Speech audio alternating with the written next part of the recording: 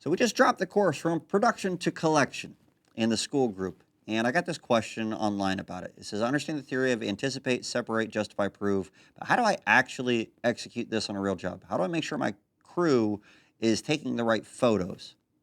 Well, we explained this a little bit in the course. There is an example photo sheet that I used to give my crews, and we had it laminated for them so that they could keep it with them at all times. And they could also write on it with a dry erase board marker.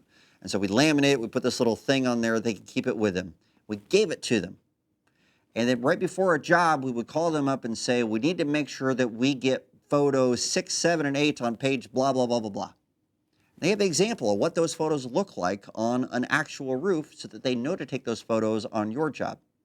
Now, you might have to tie payment to it to make sure that they do it.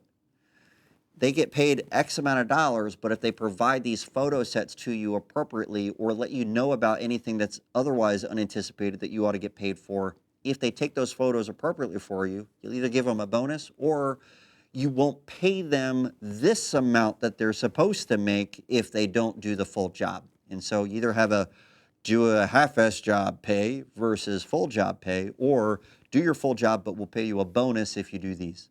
I think tying it to pay makes the difference.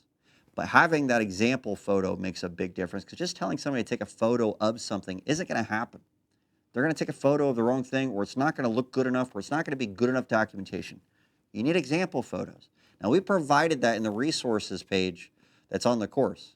The photo sets that I actually used in the course of my business, these are the ones that we provided to you to check out, okay?